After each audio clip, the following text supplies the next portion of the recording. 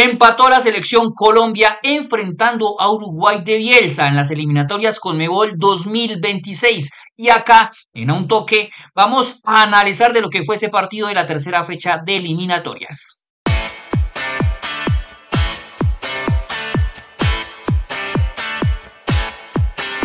Bueno, Diego, empate 2-2 entre la selección Colombia y la selección de Uruguay. ¿Qué podemos decir de ese partido un poco caótico en algunos tramos, diría yo, entre ambos equipos? Sí, yo creo que sería bueno o es lo mejor empezar, yo creo que por los errores o las falencias que tuvo la selección de Colombia de Lorenzo durante el partido, porque siento que fue un partido bastante raro, de tramos para Uruguay, de tramos en los que creo que Colombia se sintió mejor, pero creo que lo que más destaca a nivel en juego, a nivel de juego de la selección Colombia es lo errático, los problemas que tuvo en transición defensiva. Y es que yo creo que Colombia muchas veces no supo, creo que creo que empezó demasiado impreciso, fallando Sí. controles, fallando pases, creo que empezó muy ansioso y después, cuando iba transcurriendo el primer tiempo, también creo que no supo dónde perder el balón. Creo que lo perdía en zonas donde no debía perderlo y en donde le facilitaba las transiciones ofensivas a Uruguay. Y además que cuando intentó jugar con ya sea Luis Díaz o Santos Borré, creo que ahí el equipo perdía en los duelos, algo que el equipo de Lorenzo a lo largo del proceso ha tratado de imponerse, ha tratado de buscar que es imponerse en los duelos, pero creo que en este partido no supo imponerse en los duelos y muchas veces tras esas pérdidas en los duelos iniciaban las transiciones ofensivas de Uruguay y creo que ahí hubo un problema sobre todo porque creo que, que hay un jugador que no tuvo un gran partido que lo fue Wilmar Barrios. Sí, comparto mucho. Digamos que para ordenar un poco ese inicio de video, hay que hablar un poco del tema del trabajo defensivo de Colombia.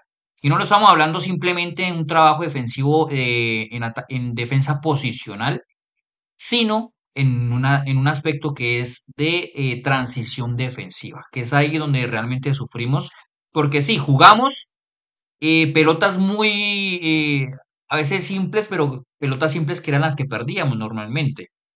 Eh, Pases que en algunas ocasiones de pronto el compañero o el receptor no se esperaba. Malas entregas, es decir, direccionamiento de la pelota. Técnicamente estábamos imprecisos en esas recepciones. A Barrios se le notó mucho que, por ejemplo, necesitaba más de 2 toques para poder perfilarse y ahí empezar a buscar algún receptor, ¿no?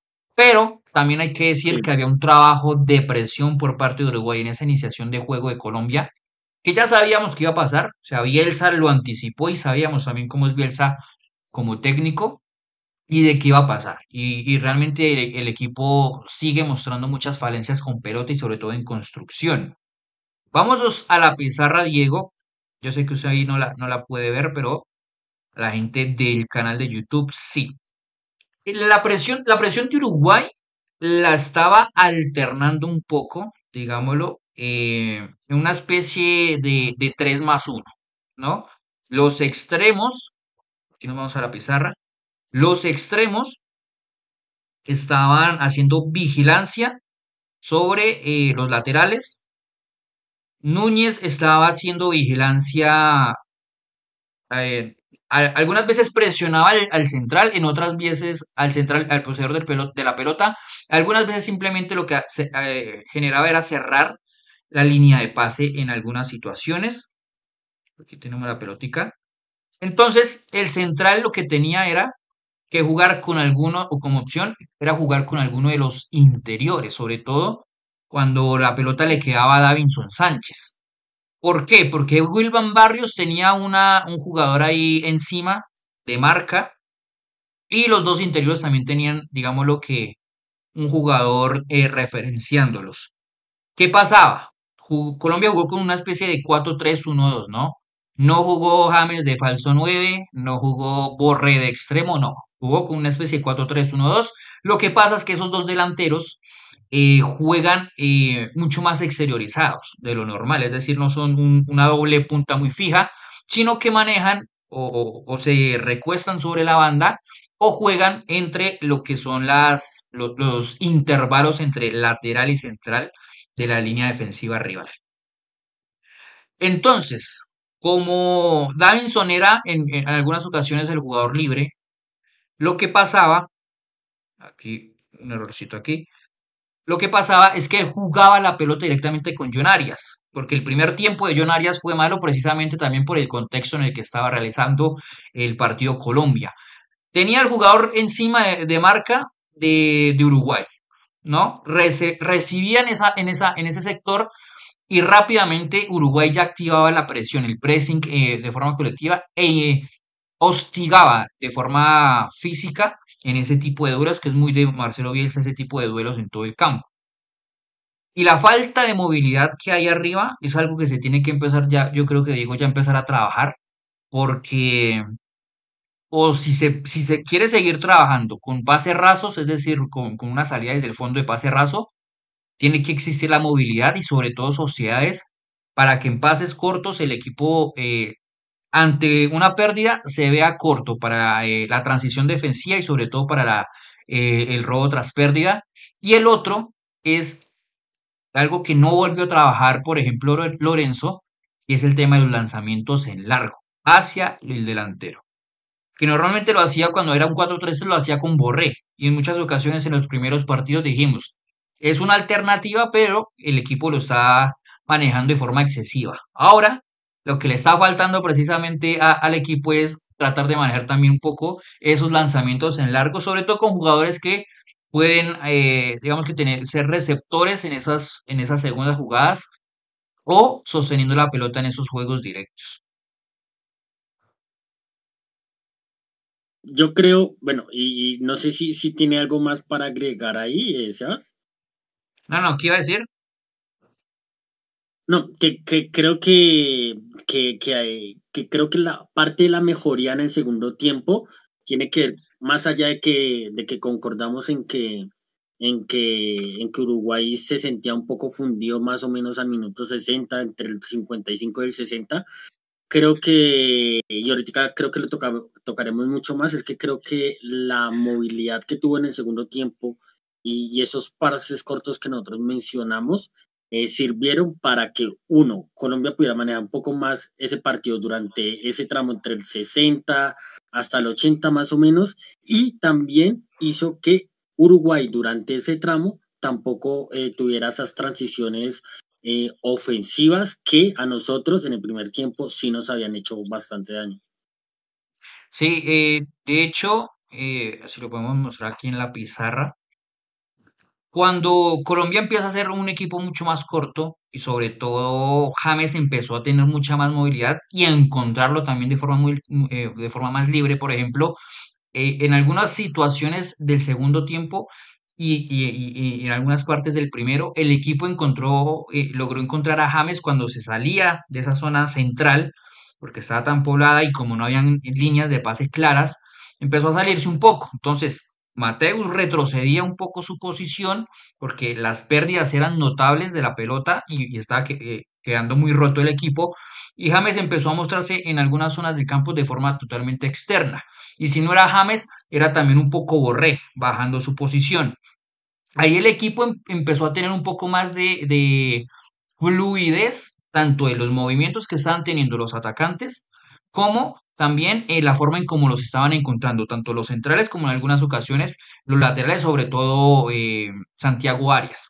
A Fabra sí le costó un poquito más ese tipo de labor, pero el equipo sí empezó a encontrar un poquito más la espalda de esa primera línea, de esa segunda línea de presión, perdón, de Uruguay, porque los emparejamientos estaban totalmente claros. Eran extremos con laterales, central va o con el poseedor de la pelota o con el jugador libre para evitar un pase entre central y central, y todo el mediocampo emparejado con el mediocampo de Colombia. Entonces el jugador libre era o James Rodríguez que saliera de su posición, de su zona central de enganche, o Luis Díaz que también empezaba a moverse desde la zona del extremo izquierdo por todo el frente de ataque. Entonces, el equipo empezó a encontrar algunas situaciones y algunas mejorías. Inclusive, ayudó que ya desde el minuto 60 Uruguay ya estaba totalmente sofocado físicamente. O sea, ya estaba costando combinar de mejor manera en esos pases cortos.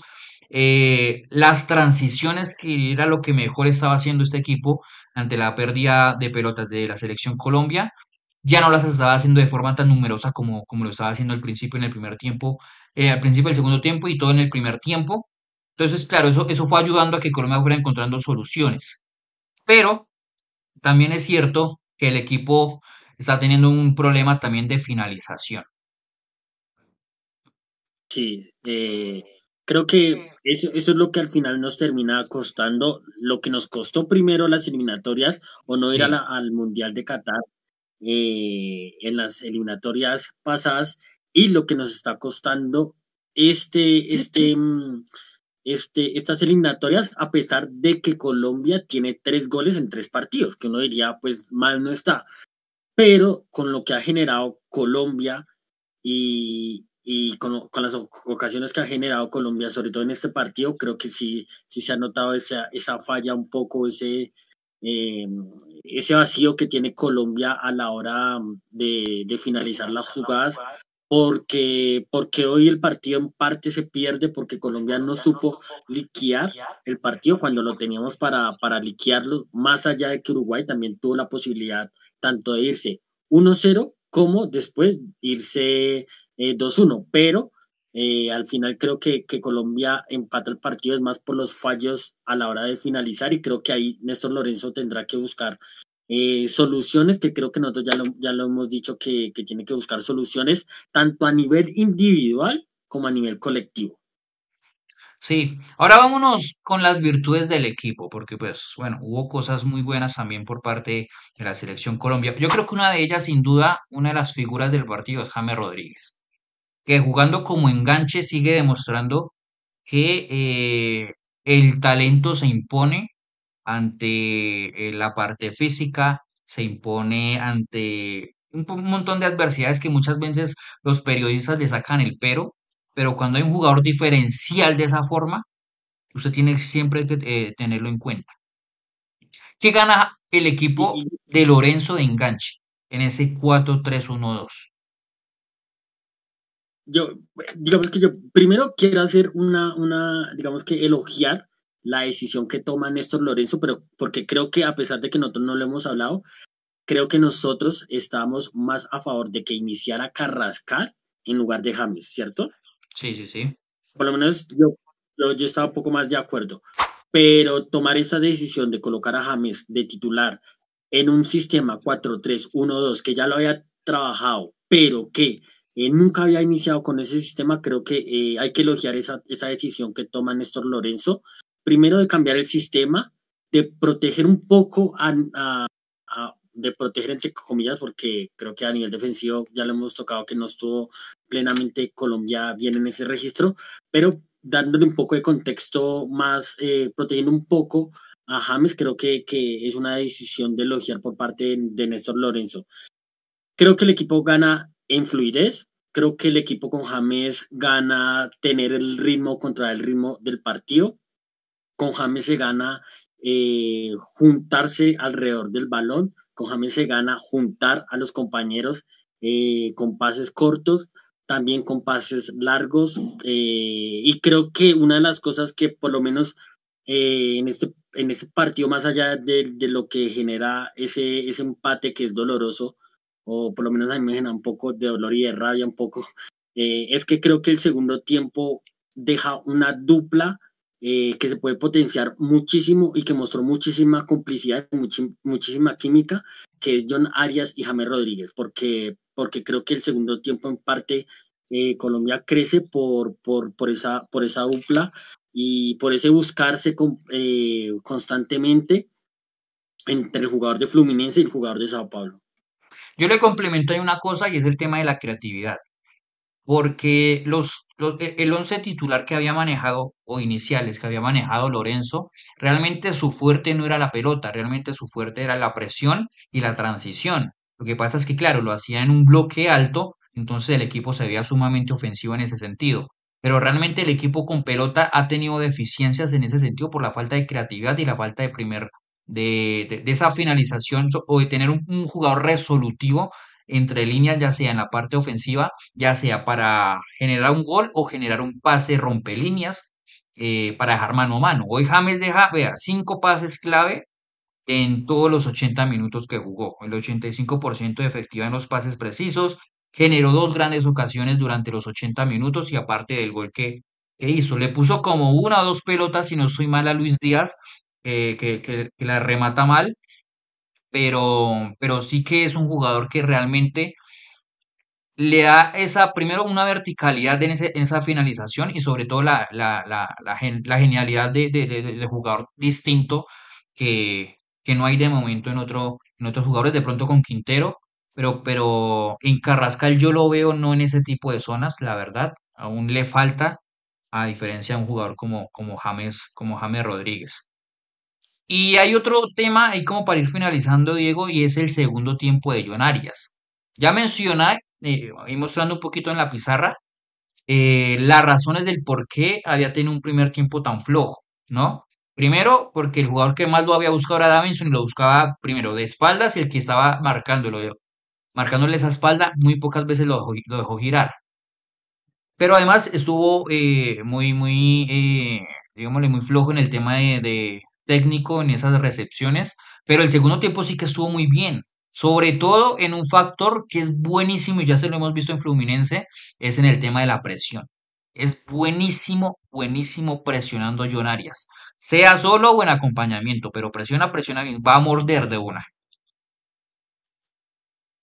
Sí, sí, sí, creo porque incluso eso ya se lo habíamos visto en Selección Colombia, pero creo Sí, que la contra mejoría de Alemania, John por Arias en ejemplo. el segundo tiempo, exacto, sí, que jugó ese día de interior, Sí. de interior izquierdo, pero sí creo que la mejoría de John Arias fue impresionante. Creo que también, y para también ir finalizando, tocar el punto de Carlos Cuesta, porque he visto por ahí en comentarios que no hay opiniones divididas sobre la actuación de Carlos Cuesta, y yo creo que sí es verdad que le costó, pero creo que al final termina sacando el partido, termina sacándolo con mucho trabajo, porque creo que en el primer tiempo muchas veces le ganó Carlos Cuesta a Núñez cuando Núñez venía a recibir. Sí.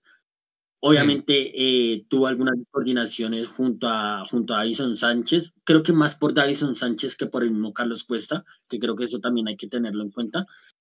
Pero creo que el primer tiempo frente a Darwin Núñez creo que fue muy bueno de Carlos Cuesta. Y otra cosa, en ese déficit que nosotros habíamos señalado de que los centrales de Colombia tenían que tener una mayor participación y un mayor protagonismo con balón en ataque organizado y en ataque posicional para activar a sus compañeros en ventaja o por lo menos para conducir, atraer y pasar, creo que en eso Carlos Cuesta hoy tuvo un muy buen partido en ese registro, porque muchas veces incluso conducía y pasaba, conducía y encontraba a James o a Mateo Uribe por dentro, incluso activaba Sí. a Borré. Entonces, sinceramente creo que el partido de Carlos Cuesta es mucho más positivo que negativo para mí. Sí, concuerdo totalmente. Y también de otro jugador que ha sido el centro de críticas en este inicio de proceso de eliminatorias y es Mateo Zuribe. Yo sé que a la gente le cansará que nosotros, no es ni siquiera que lo estemos defendiendo, sino que es que estamos justificando su convocatoria y también justificando su titularidad. Y ese jugador que con las características que él tiene, no hay otro jugador como él. Lo que pasa es que como en el video pasado nosotros lo mencionamos, no se le está dando la utilización o la utilidad correspondiente a sus características dentro del sistema de Lorenzo, ¿no? Porque claro, maneja los dos interiores de forma tan adelantada que lo obliga a jugar de espalda. No es un jugador adaptado a ese tipo de cosas. En el Porto jugaba, de hecho, mucho más atrasado. En Nacional jugó Mucho más. muchas veces llegando al área, que tanto le gustaba, por ejemplo, a ese tipo de jugadores a Osorio. Y con Reinaldo Rueda también hizo ese tipo de funcionalidad, de llegando al área y es un jugador con gol. Hoy lo demostró y es un jugador con gol. ¿No es goleador? No, no es goleador. Pero sí es un jugador que suma en ese tipo de registros ante una delantera que hoy por hoy nosotros no tenemos con la chispa encendida. Entonces es una alternativa que yo creo que se tiene que empezar a manejar de una forma distinta. Y yo creo que Diego, cerramos Sí, acá a sí, todos, dejemos ahí. cerramos aquí a todos los que están aquí visualizando este video en nuestro canal. Suscríbanse, denle like y compartir a este video, denle a la campanita y síganos en nuestra cuenta de Twitter y TikTok a un toque raya piso co. Y nos vemos en otro video, Diego, una previa, ¿no? Hay que hacer una previa del partido contra Ecuador.